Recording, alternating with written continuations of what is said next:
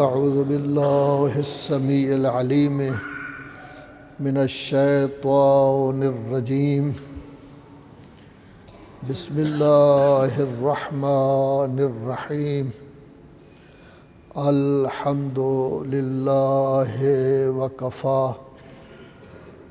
وسلام علی عبادہ الذین اصطفی لا سیما علی محمد المصطفى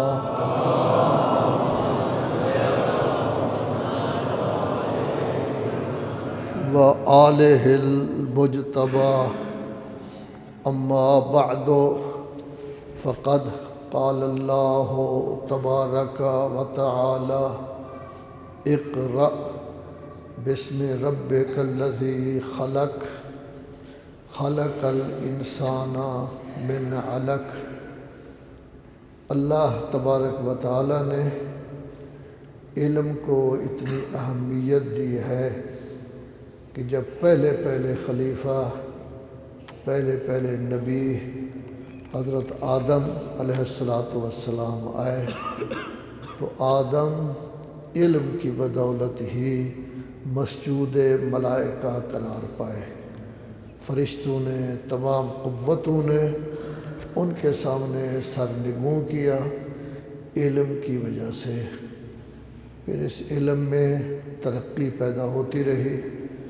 ابراہیم آئے، حضرت ابراہیم کے بارے میں ارشاد ہے کذالک نری ابراہیم ملکوت السماوات والارض، ہم نے ابراہیم کو آسمانوں زمین کے حقائق سے آشنا کیا۔ موسیٰ آئے، عیسیٰ آئے، رسول اعظم صلی اللہ علیہ وآلہ وسلم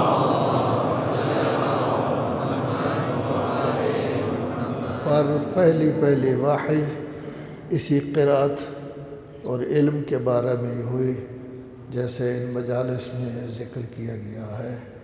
حضور وحی کو فقط اپنے پاس محفوظ نہیں رکھتے تھے، بلکہ ہر روز باقاعدہ اپنے شاگردوں کو بتا دیتے تھے کہ کیا وحی نازل ہوئی، کیا حکم نازل ہوا۔ البتہ شاگرد مختلف قسم کے تھے۔ بعض ایسے بیچارے تھے کہ نبی اعظم جیسا استاد، اور بعد میں جب یہ لوگ باہر نکلتے تو یہ کہتے پتہ نہیں کیا کہہ رہے تھے رسول اللہ، ہمیں تو سمجھ بھی نہیں آئی۔ لیکن بعض ایسے شاگرد تھے جو نقطے کو اس طرح سمجھتے کہ ایک نقطہ سے ہزارہا نقطے ان کے لیے منکشف ہو جاتے۔ یہ علم جیسے رسول اعظم صلی اللہ علیہ وآلہ وسلم کے قلب مبارک کی تمام تہوں میں موجود تھا، اسی طرح یہ علم خاندان نبوت کے اہل بیت کے قلوب میں اس طرح تھا کہ انہیں قرآن مجید نے راسخون فی العلم کا لقب عطا کیا ہے۔ لذا جب بھی مسلمانوں کو کوئی مشکل پیش آتی اہل بیت کے دروازے پر آتے، کبھی وہ مولا کائنات کے دروازے پر آ کر اپنی مشکل حل کرا رہے ہیں، کبھی اگر باہر سے کوئی وفد آتا ہے جواب نہیں مل رہا تو حضرت فرماتے ہیں میرے ان بیٹوں سے پوچھ لو، امام حسن اس مشکل کو حل کرتے ہیں۔ کبھی کوئی ایسی قومی مشکل ہوتی ہے جس کے حل کے لیے ان کے پاس انتظام نہیں تو امام محمد باقر حل کر دیتے ہیں۔ کبھی کوئی مسئلہ آتا ہے تو امام جعفر صادق حل کر دیتے ہیں۔ اور اگر حکمران وقت تمام علماء کو اکٹھا کر لیتا ہے اور سوالات کے جواب نہیں ملتے تو امام رضا ان سوالات کے جواب دے دیتے ہیں۔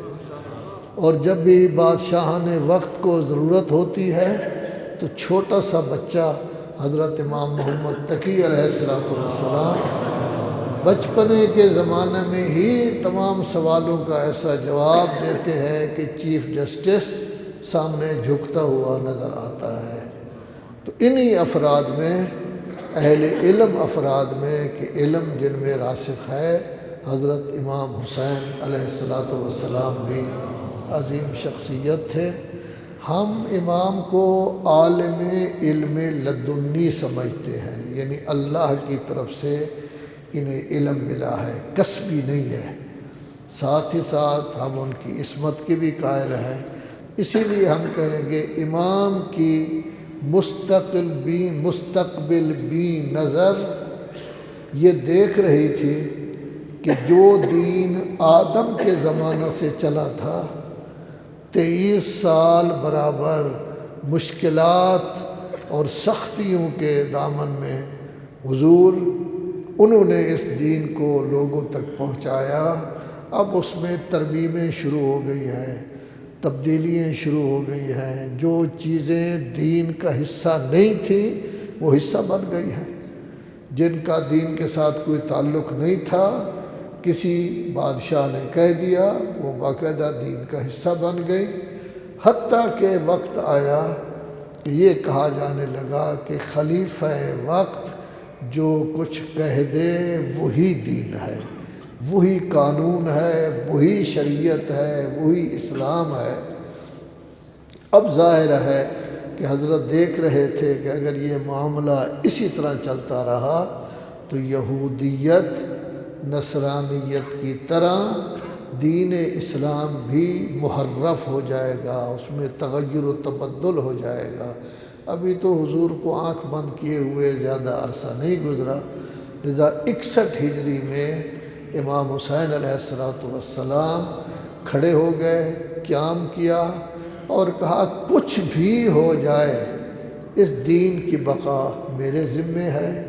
یہ دین آدم سے چلا ہے، آدم کا وارث بھی میں ہوں، نوح و ابراہیم و موسیٰ و عیسیٰ کا وارث بھی میں ہوں، اسی طرح مولا کائنات رسول اعظم کا وارث بھی میں ہوں۔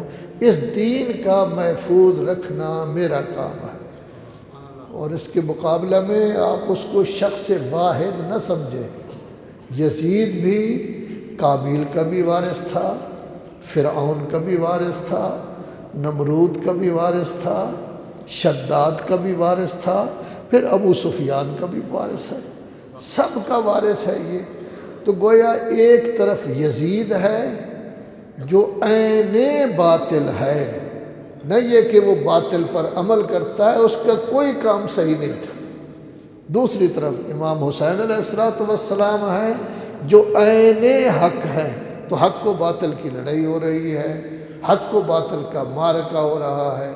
ایک طرف وہ شخص ہے، آج مسلمان نمازیں پڑھ رہے ہیں، مسلمان اذانیں دیتے ہیں، ہزارہا کی تعداد میں ان کے مدارس ہیں۔ کاش کبھی یہ سوچتے کہ اگر یزید جیسے حکمران دین میں اس طرح تبدیلی کرتے رہتے تو آج اسلام ہوتا، آج نمازیں ہوتی، آج اذان ہوتی، آج ان کے مدارس ہوتے۔ یزید تو کہا کرتا تھا کہ لا خبر جاء ولا وحی نزل، کوئی وحی حضور پر نہیں آئی، یہ سب بناوٹ ہے۔ یزید کا تو مسلک یہ تھا، کوئی وحی نہیں آئی، کوئی خبر حضور کی طرف نہیں آئی، یہ سب کا سب بناوٹ ہے۔ یزید وہ شخص ہے جو منبر نبی پر بیٹھا ہوا ہے، لیکن یہ کہتا ہے کہ سرنگی اور تنبورے کی آواز آذان کی آواز سے میرے لیے بہتر ہے۔ تو ایسا لوگ، ایسے حکمران اگر آتے رہتے اور ان کے سامنے بند نہ باندھا جاتا تو آج کہاں دین ہوتا، آج کہاں اسلام ہوتا۔ لیکن امام حسین علیہ السلام نے دیکھا کہ اس کا مقابلہ فوجوں سے نہیں ہے، اس کا مقابلہ تلواروں سے نہیں ہے، اس کا مقابلہ لشکر جمع کر کے نہیں ہے۔ لشکر جمع کر کے میں نے اگر مقابلہ کیا تو کہا جائے گا حکومت کے لیے آئے تھے، حکومت حاصل کرنا چاہتے تھے، سلطنت حاصل کرنا چاہتے تھے، فتح بھی حاصل ہو جاتی، تب بھی یہی کہا جاتا بغاوت ہو گئی اور پھر یہ کامیاب ہو گئے، یزید ختم ہو گیا، امام حسین حاکم بن گئے۔ لذا امام نے ایک نیا طریقہ تلاش کیا ہے جو دنیا میں پہلے کامیابی کا طریقہ نہیں تھا۔ وہ طریقہ کیا اختیار کیا ہے کہ میں خون دے کر کامیابی حاصل کروں گا۔ ظاہری طور پر میری شہادت ہو جائے گی، وہ خوشیاں منائیں گے، طبلے بجائیں گے، سب کچھ کریں گے، لیکن یہ ہے کہ یہ شہادت میری، خون میرا ایسا رنگ لائے گا کہ ان کی حکومتیں بھی ختم ہو جائیں گی، اور قیامت تک آنے والے حکمرانوں کو علم ہو جائے گا، یقین ہو جائے گا کہ ہم میں کوئی ایسا نہیں ہے، خواہ اکبر ہو اور کوئی غور ہو، جو دین اسلام میں تبدیلی کا بھی سوچ سکے۔ جو عمل کرے گا حاکم مسلمان کہلائے گا، جو نہیں عمل کرے گا اس کا اسلام کے ساتھ کوئی تعلق نہیں ہوگا۔ امام جس وقت اپنی فوج لے کر گئے ہیں تو سارے 72، لیکن آپ اس کو دیکھیں کہ یہ بین الاقوامی فوج ہے، اس میں حبشہ کے لوگ بھی موجود ہیں، اس میں ترکی کے لوگ بھی موجود ہیں، اس میں روم کے لوگ بھی موجود ہیں، بصرہ کے لوگ، مختلف علاقوں کے لوگ آئے ہوئے ہیں۔ پھر یہ بین المللی ہے اس عنوان سے کہ اس میں امام کو امام ماننے والے بھی موجود ہیں، ایسے بھی موجود ہیں جو جنگ صفین میں مولا کائنات کے خلاف لڑے، اس میں وہ لوگ بھی موجود ہیں جو دل و جان سے یزید و ابن زیاد کو مانتے تھے، لیکن بعض لوگ ہور کے ملاقات کے بعد آ گئے، بعض لوگ شب عاشور آ گئے، بعض لوگ ایسے بھی ہیں جو روز عاشور بھی آئے ہیں، صرف ہور نہیں آیا، کافی سارے لوگ آئے ہیں۔ اس میں ایسے لوگ بھی موجود ہیں جو مسیحی تھے، لیکن جب گزرے اس مصیبت ناک چیز کو دیکھا تو ان کے دل میں خیال آیا کہ ہم نے تو خواب دیکھا تھا، اس میں حضرت عیسیٰ ہمیں یہ کہہ رہے تھے کہ اگر کسی طرح ایسا کوئی شخص دیکھو تو اس کی مدد کرنا۔ مسیحی تھے، وہب ہے، وہب کا بیٹا ہے، وہب کی بہو ہے، یہ مسیحی تھے، یہ عیسائی تھے، مسلمان تو نہیں تھے، لیکن بعد میں یہ آئے۔ تو گویا ہر لحاظ سے یہ فوج گنی چنی فوج ہے، جس میں ہر علاقے کی، مختلف علاقوں کی نمائندگی بھی موجود، اور مختلف مذاہب کے لوگ بھی اس کے اندر موجود ہیں۔ پھر اس میں علماء ہیں، اس میں فقہاء ہیں، اس میں صحابی بھی موجود ہیں، اس میں تابعین بھی موجود ہیں، مولا کائنات کے صحابی بھی موجود ہیں۔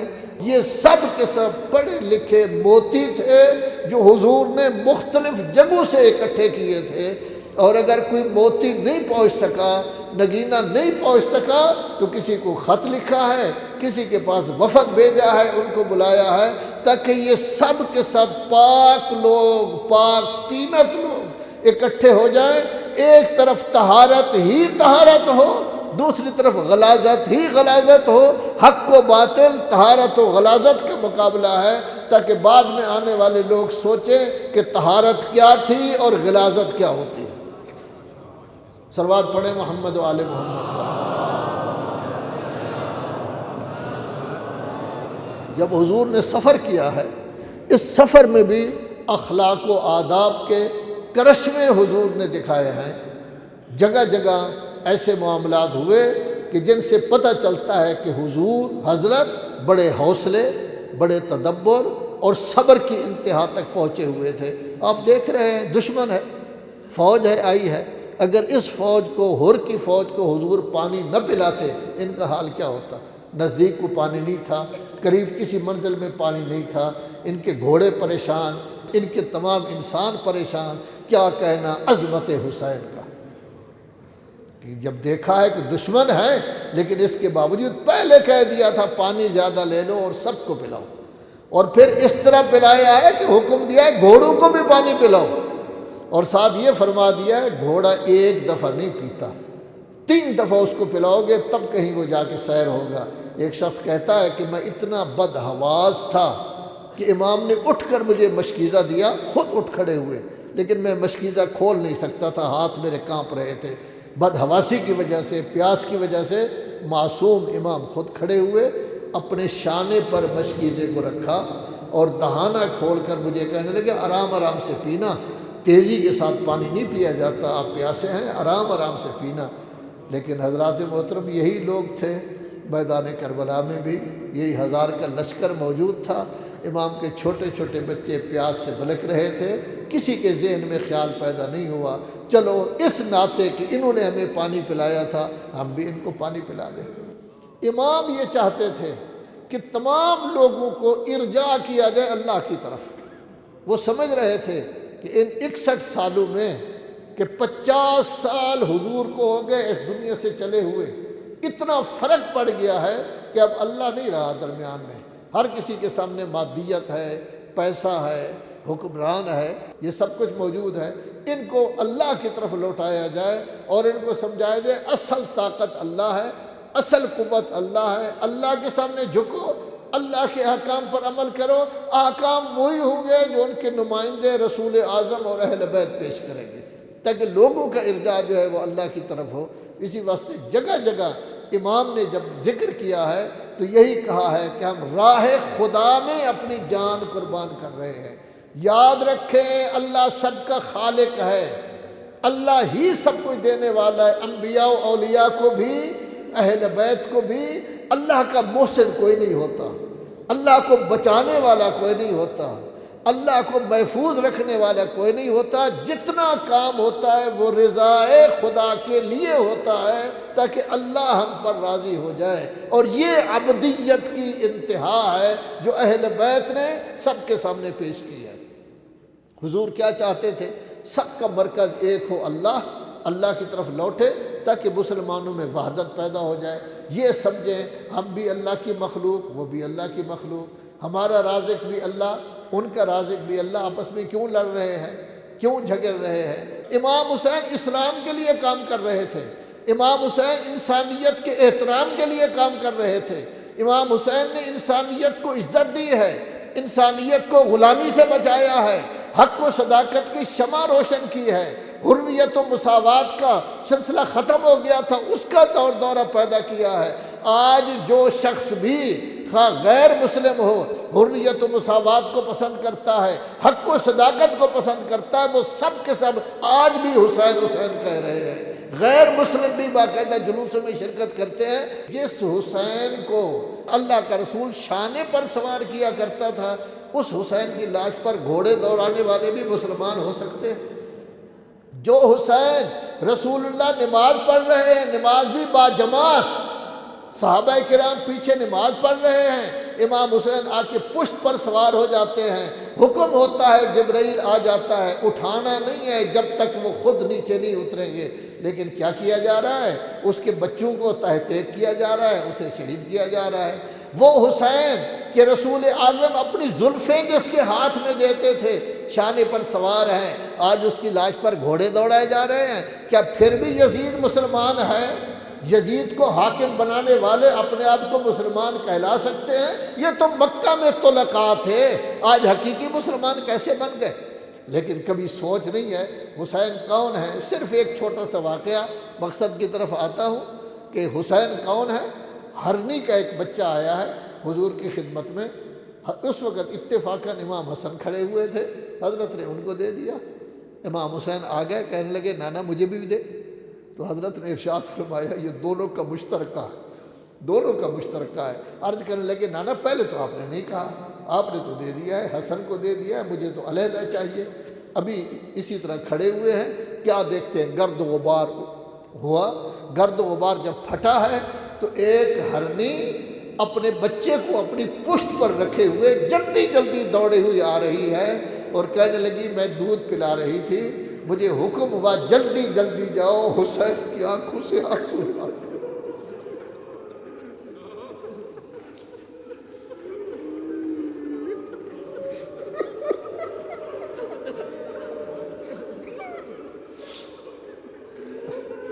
حسین کی آنکھوں سے آنسو آ گئے۔ حسین نے پہلے ماں کا دودھ نہیں پیا بلکہ نانا کی زبان چوسی ہے، نانا کی زبان چوس کر حسین جو ہے وہ پرورش پائی ہے۔ اور حضرت کہا کرتے تھے حسین مجھ سے ہے، یقیناً مجھ سے ہے، اس لیے کہ یہ تو نانا ہے، لیکن عجیب بات ہے کہ میں حسین سے ہوں۔ حسین کا خون میرا خون، حسین کا بدن میرا بدن، حسین کا گوشت میرا گوشت۔ جس نے حسین کے ساتھ محبت کی اس نے میرے ساتھ محبت کی۔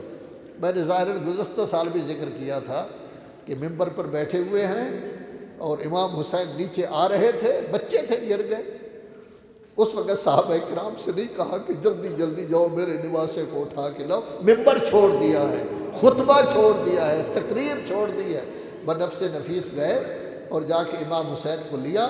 جب آ گئے ہیں نا تو خطبہ چھوڑ دیا ہے، کیا کر رہے ہیں؟ حسین کو کھڑا کر دیا اور اس کے بعد اس طرح اس کو لے آتے ہیں، سینے تک پاؤں آ جاتے ہیں حسین کے، پھر یہاں گھٹنوں تک لے آتے ہیں اور اس وقت ایک تاریخی کلمہ کہہ رہے ہیں جس میں آپ کا بھی ذکر ہے۔ وہ تاریخی کلمہ کیا ہے؟ اللہم انی احب حسین، یا اللہ میں حسین سے محبت کرتا ہوں،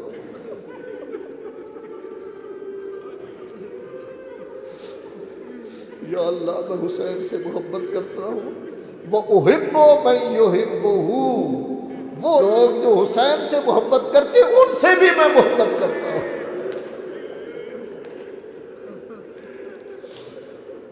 کتنے عظیم ہیں حسین، کتنی عظمت کے مالک ہیں، انسانیت کی بقا کے لیے جنگ لڑ رہے ہیں، تکریم آدمیت کے لیے جنگ لڑ رہے ہیں، حق و صداقت کا ٹمٹماتے ہوئے چراغ کو دوبارہ روشن کر رہے ہیں۔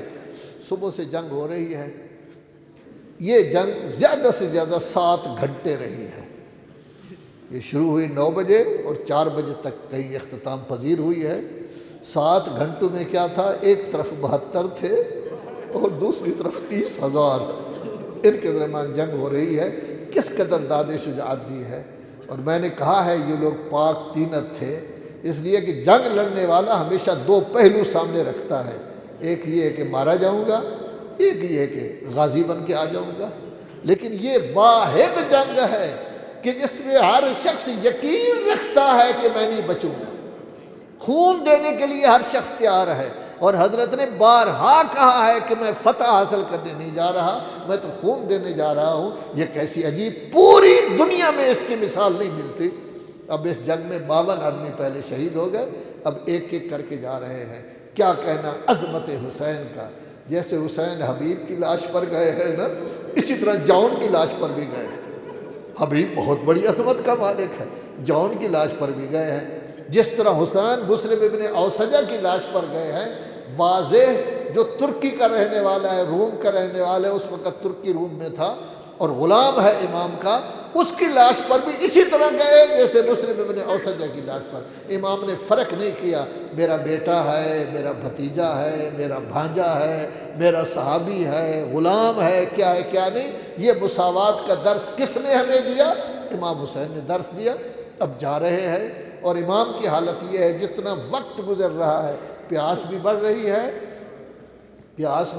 ہے۔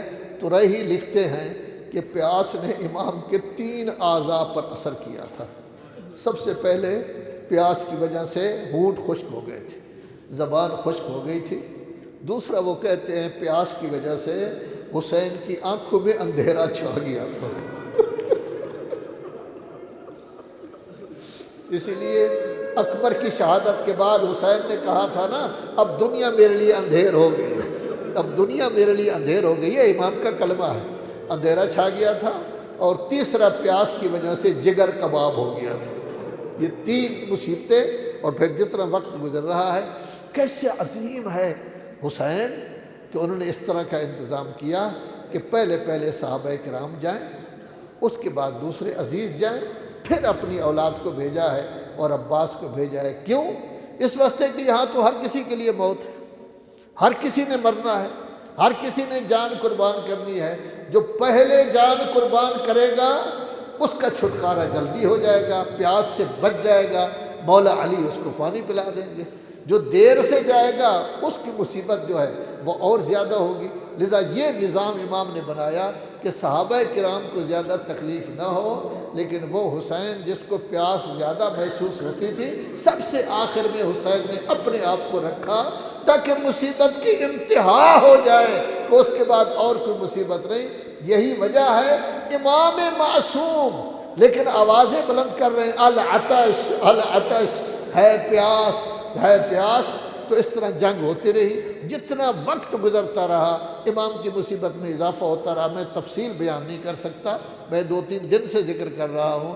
حبیب کی شہادت سے امام نے فرمایا میرا بایاں بازو قلم ہو گیا، اور جب زہیر کی شہادت ہوئی امام نے فرمایا دایاں بازو، اور جب عباس گھوڑے سے گرے فرمایا اب تو میری کمر ٹوٹ گئی ہے، کمر میری ٹوٹ گئی ہے۔ اور جب اکبر گھوڑے سے گرے ہیں فرمایا اب تو دنیا میرے لیے اندھیر ہو گئی ہے۔ تو عزاداروں، مصیبت کا اضافہ ہو رہا ہے۔ اس اضافہ ہوتے ہوتے ایک وقت ایسا آیا کہ اب کوئی بھی نہیں بچا سوائے حسین کے۔ صرف چند کلمے سن لیں، یوم عاشور ہے آج، سب سے بڑی مصیبت کا دن ہے، مصیبت کا دن ہے۔ اور حقیقت یہ ہے کہ جیسے آپ غم منا رہے ہیں، آپ غم منا رہے ہیں، یہاں موجود ہیں، آپ کے اس غم میں آپ کے 12ویں امام بھی شریک ہیں۔ اس وقت آپ کا 12واں امام کربلا کی سرزمین پر اپنے جد امجد کی ذریعہ مطہر کا طواف کر رہا ہے، اور طواف بھی کر رہا ہے اور دعائیں بھی دے رہا ہے آپ لوگوں کو کہ خدا آپ پر رحم کرے، آپ لوگوں نے ہمارے نام کو زندہ رکھا، ہمارے کام کو زندہ رکھا، ہماری تبلیغ کو زندہ رکھا۔ امام بھی آپ کے ساتھ غم منا رہے ہیں، یہ صرف آپ نہیں منا رہے، امام بھی غم منا رہے ہیں۔ اور ساتھ ہی ساتھ مومن کی علامت یہ بیان کی گئی ہے کہ جب حسین کا نام اس کے سامنے آئے اس کی آنکھوں سے آنسو آ جاتے ہیں۔ اور یہاں تو ایک نام نہیں ہے، 3 نام ہیں۔ آپ کے چھٹے امام، امام جعفر صادق علیہ السلام فرماتے ہیں کہ مومن اگر تو اکیلا بھی ہو 3 لفظ زبان سے کہہ دے، ایک کہے حسین، پوری تاریخ سامنے آ جائے گی، ایک کہو زینب، پوری تاریخ سامنے آ جائے گی۔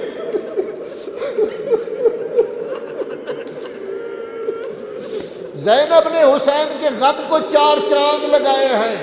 اگر زینب نہ ہوتی لوگوں میں شہرت ہو گئی تھی باغی مارا گیا، لیکن جب زینب جاتی تھی لوگوں باغی نہیں تھا، شان رسول پر سوار ہونے والا حسین تھا، زبان چوس کر پڑھنے والا حسین تھا۔ یہ زینبی ہے جس نے امام حسین کے رنگ کو زندہ کیا ہے، امام حسین کی قربانی کو زندہ کیا ہے۔ تو تیسری چیز ہے کربلا۔ کربلا کا جب نام آ جائے پوری تاریخ سامنے آ جاتی ہے، آدم سے لے کر آج تک کی تاریخ۔ آدم بھی کربلا میں روئے، نوح کشتی پر سوار تھے کربلا میں روئے، ابراہیم بھی کربلا میں روئے ہیں، موسیٰ بھی روئے ہیں کربلا میں، عیسیٰ بھی کربلا میں، آپ کے مولا علی بھی کربلا میں گئے، حتیٰ اس جگہ گئے جہاں آپ کے امام کی شہادت ہونی ہے، شہادت ہونی ہے، اور وہاں بیٹھ کر گریہ کرتے رہے۔ ابھی شہادت تو نہیں ہوئی تھی، لیکن حسین کو رونے والے تو شروع سے رو رہے ہیں، یہ نہیں ہے کہ شہادت کے بعد روئے ہیں۔ یہ مصیبت تو بہت بڑی مصیبت ہے۔ اب جب حسین اکیلے بچ گئے، جب اکیلے بچ گئے ہیں نا، بالکل تنہا بچ گئے ہیں، تو حمید ابن مسلم کہتا ہے ما رأیت مکسورا قط، ایسا آدمی کہ جس کو ٹوٹ جانا چاہیے تھا، میں حیران ہوا اتنی بڑی شہادتوں کے بعد جب فوج اشقیاء کے سامنے آیا ہے ایسا محسوس ہوتا تھا علی آ گئے ہیں لڑنے کے لیے، علی آ گئے ہیں لڑنے کے لیے۔ جنگ شروع ہوئی ہے۔ جنگ کی ابتدا میں تو یہ تھا کہ ایک ایک آدمی آتا رہا، مولا نے ان کو فنار کیا، بعد میں جب یک بارگی حملہ کیا گیا، آپ کے امام نے ایسا سخت حملہ کیا ہے کہ فوجیں تتر بتر ہو گئی ہیں، بلکہ بعض روایات میں ہے کہ کوفہ کی چھاونی لخاولہ تھی، وہاں تک فوجیں پہنچ گئی ہیں، چند میل کے فاصلے پر ہے کوفہ سے، کہ کوفہ کی فوجیں جو ہیں وہاں پہنچ گئی ہیں۔ تو امام نے بڑی جنگ کی، لیکن ایک دفعہ خیمہ سے رونے کی آواز آئی ہے، تو جب امام کے کانوں میں آواز پڑی تو پھر خیمہ کی طرف گئے ہیں۔ جب خیمہ کی طرف گئے تو کیا دیکھا، سب بیویاں رو رہی ہیں اور کہتی ہے کہ اصغر نے اپنے آپ کو جھولے سے گرا دیا۔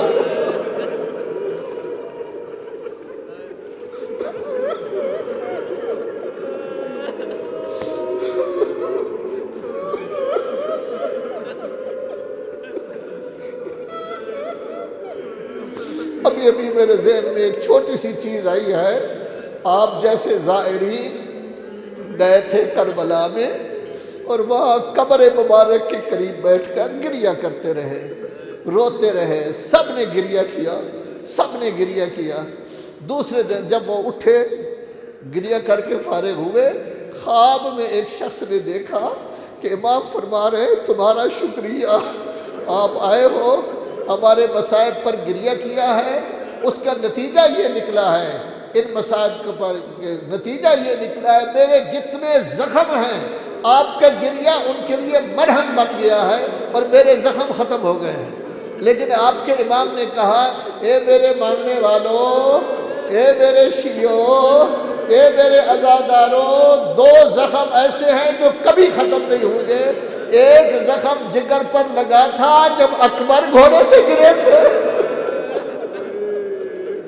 اور دوسرا زخم لگا تھا جب اصغر تیرے سے شعبہ کھا کے میرے ہاتھوں پر تڑپے۔ یہ زخم کبھی ختم نہیں ہو سکتے۔ پرانے زمانے میں اونٹنی کے بارے میں جھگڑا تھا، ایک آدمی کہتا تھا میری ہے، دوسرا کہتا تھا میری ہے۔ تو ایک آدمی نے کہا میرے پاس گواہ نہیں، لیکن میں صرف اس لیے کہ ثابت ہو جائے حق میرا ہے، میں کہتا ہوں یہ اونٹنی میری ہے، اور اس کی علامت یہ ہے کہ اس کی جگر پر 2 زخم ہیں۔ اونٹنی کو ذبح کیا گیا، دیکھتے ہیں تو اس کے جگر پر 2 زخم تھے۔ کہنے لگے یہ زخم کیسے لگے؟ کہا اونٹنی کے بچوں کو میں نے اس کے سامنے ذبح کیا تھا۔ ہائے، جب ان کا یہ حال ہے تو آپ کے مظلوم امام کا کیا حال ہوگا؟ معصوم امام کا کیا حال ہوگا؟ اکبر کو دیکھ کر جیتے تھے، اب شہادت کے بعد کیا ہوگا؟ 6 ماہ بچے کی شہادت کے بعد امام کی حالت کیا ہوگی؟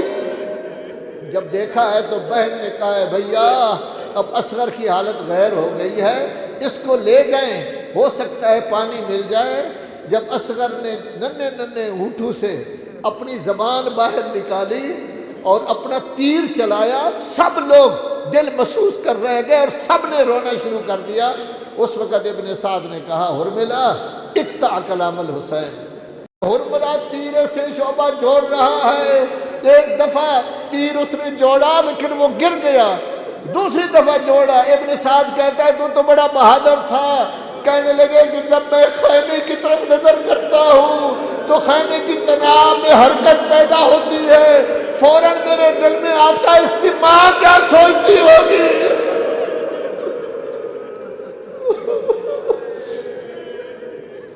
تیر ایسا سے شعبہ لگا کہ اس وقت یہ بچہ تڑپ کر رہ گیا، اور جیسے اونٹ کو نہر کیا جاتا ہے اسی طرح تیر نے دونوں طرف اس کو نہر کر دیا۔ جب خون آیا ہے نا تو روایت میں ہے حسین نے چاہا اس خون کو آسمان کی طرف پھینکے، آسمان نے کہا بارش کبھی نہیں ہوگی۔ حسین نے چاہا زمین پر پھینکے، زمین چیخ اٹھی کہ پھر کبھی کوئی چیز پیدا نہیں ہوگی۔ ریش مبارک کو تر کیا اور کہا اس طرح میں اپنے نانا کے سامنے جاؤں گا اور کہوں گا تیرے مسلمانوں نے میرے ساتھ۔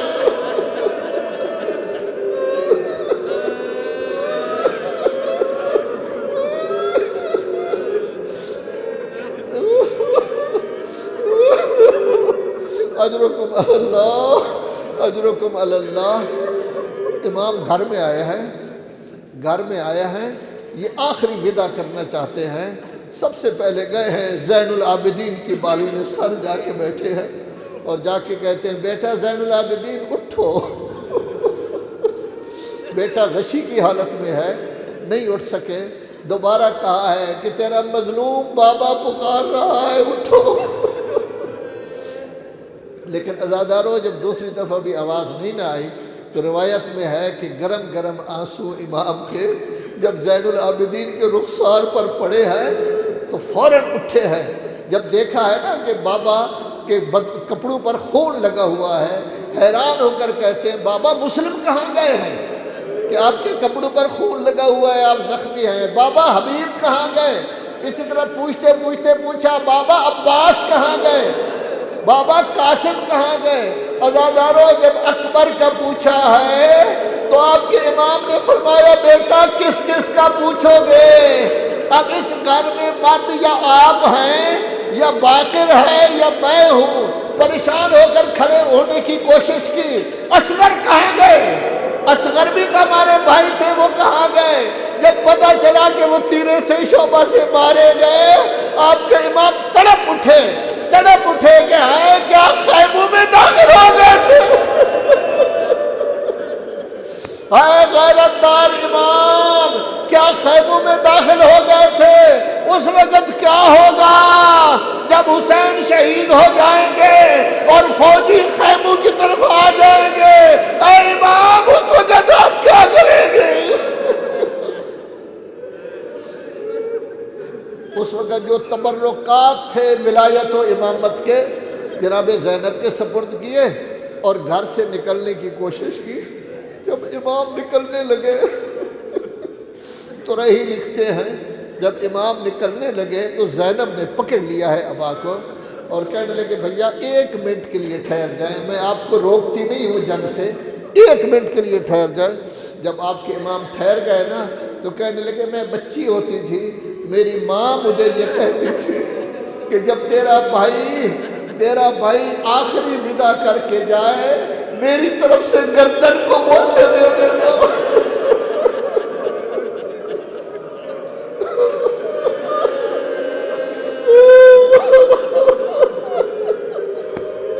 ہائے زینب، پیارا بھائی اب جدا ہو رہا ہے، گردن کو بوسے دے دینا۔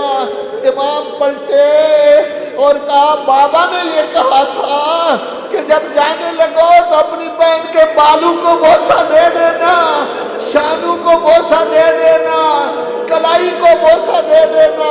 عزاداروں اہل بیت میں گریہ برپا ہو گیا، آواز بلند ہوئی، ادھر سے آواز دی گئی حسین اب باہر آئے۔ آپ کے مولا ایسے نکلے جیسے جنازہ کسی گھر سے نکلتا ہے۔ جب باہر نکلے ہیں اس وقت نظر یمین و شمال فلم یرى، یہ پہلا موقع ہے کہ امام گھوڑے پر سوار ہونا چاہتے ہیں، دیکھا کوئی بھی نہیں ہے، کبھی دائیں دیکھتے ہیں کبھی بائیں دیکھتے ہیں، جب کوئی نظر نہیں آیا اس وقت آواز بلند کی ہے یا ابطال الصفا و یا فرسان الحجا، او میرے بہادروں کہاں چلے گئے ہو؟ میں اکیلا ہوں، آؤ مجھے گھوڑے پر سوار کرو۔ کٹے ہوئے گلے سے آواز آئی مولا جان لے کر دے دیں، ہم ابھی آپ کی خدمت میں پہنچ جاتے ہیں۔ اس وقت بہن نے کہا بھیا جب ہمارا کوئی بھی نہیں رہا جب کوئی بھی نہیں رہا تو آپ اس طرح کیوں کہتے ہیں؟ اب پتہ نہیں زینب نے سوار کیا یا امام خود سوار ہوئے۔ گھوڑا چند قدم چلا تھا کہ گھوڑا رک گیا ہے، چند قدم چلنے کے بعد گھوڑا رک گیا ہے۔ فرمانے لگے گھوڑا یہ میری آخری سواری ہے، پھر تو فارغ ہو جائے گا، تیری مرضی جہاں چلا جائے تجھے چھوڑ دیا جائے گا، آخری سفر ہے میرا، یہ سفر میرا کر دے۔ بے زبان گھوڑا نے اپنا سر زمین کی طرف کیا، کیا دیکھتے ہیں ایک ٹانگ کے ساتھ 4 سالہ بچی لپٹی ہوئی ہے۔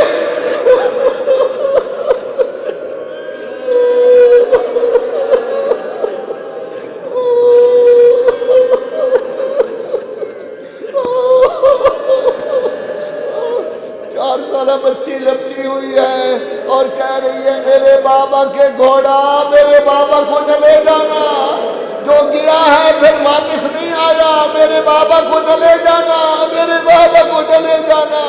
عزادارو آپ کا مظلوم امام اترا، بیٹی سے پیار کیا، پیشانی چومی، بیٹی کہنے لگی بابا 1 منٹ بیٹھ جائیں۔ جب مولا بیٹھ گئے ہیں نا تو بیٹی زانو پر بیٹھ گئی۔ اب میں کیا کہوں زانو پر کیوں بیٹھی ہے؟ ہو سکتا ہے بیٹی کا مقصد یہ ہو کہ جیسے مسلم شہید ہو گئے تھے ان کی بیٹیوں کو امام نے زانو پر بٹھایا تھا اور شفقت کا ہاتھ پھیرا تھا، اہل بیت کی بچی تھی، سمجھ گئی کہ میں بھی تو یتیم ہو جاؤں گی، میرے سر پر شفقت کا ہاتھ کون پھیرے گا؟ اس وقت بیٹی نے کہا بابا ہمیں کس کے حوالے؟ کہا اللہ کے حوالے کر کے جا رہا ہوں۔ کہا پیارے بابا جاؤ جاؤ اپنا فریضہ انجام دو۔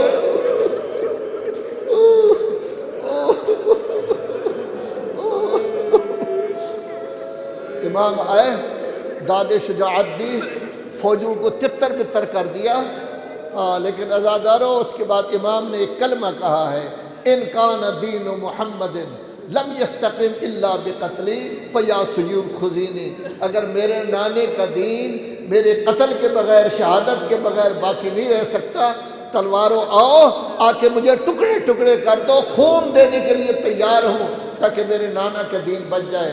عزاداروں روایت میں ہے کہ آپ کے امام جنگ کر رہے ہیں اور مسلمان چاروں طرف سے اکٹھے ہو گئے، کوئی پتھر مار رہا ہے، کوئی سرکنڈوں کو آگ لگا کے وہ پھینک رہا ہے، کوئی تیر مار رہا ہے، کوئی نیزے مار رہا ہے، کوئی مٹی اٹھا کے مار رہا ہے، کوئی پتھر اٹھا کے مار رہا ہے، ہر طرف سے حملے ہو رہے ہیں، اور وہ کہتے ہیں یہ علی کا بیٹا ہے، یہ رسول کا نواسہ ہے، ایک آدمی اس کو نہیں مار سکتا۔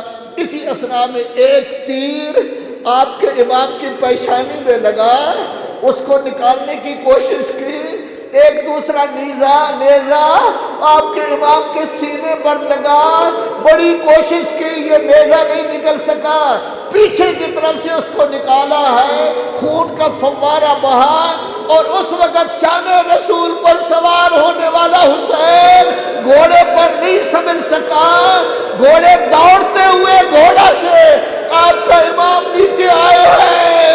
آپ اندازہ تو کریں کہ یہ پیارا فاطمہ کا بیٹا کیسے زمین پر آیا ہوگا۔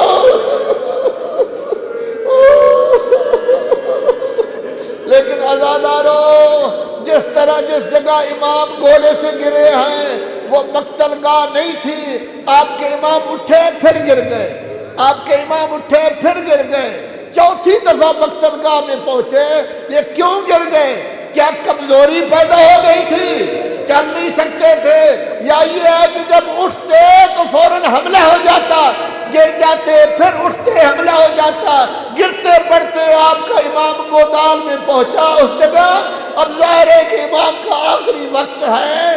اس وقت امام کا ایک بھتیجا حسن کا بیٹا جس کا نام احمد ہے، 11 سال کا سن ہے، وہ گھر سے جلدی نکلے ہوئے آیا ہے امام کی خدمت میں، اور اس کو کہتے ہیں ابن اللخنا تو معصوم کو مار رہا ہے۔ اس نے ایسا گرز مارا کہ وہ بچہ بھی وہی شہید ہو گیا۔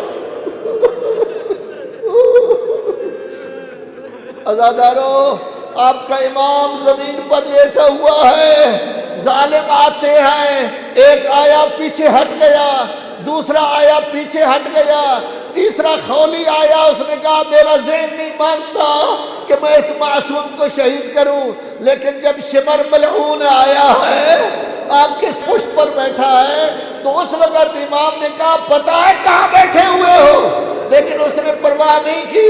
اب خود خنجر چلا رہا ہے، زمین میں آندھی آئی، زمین کو زلزلہ آیا، آواز آئی الا قد قتل الحسین بکربلا، الا قد ذبح الحسین بکربلا۔ بابا مارا گیا تھا، زینب نے گھر نہیں چھوڑا، لیکن جب حسین مارے گئے خیمہ چھوٹ گیا اور باہر آ کر کہا واہ حجابا واہ حجابا، عباس شہید ہوئے، مجھے یقین ہوا حجاب نہیں رہے گا، اب جب بھائی شہید ہو گیا میں بغیر چادر کے ہو گئی۔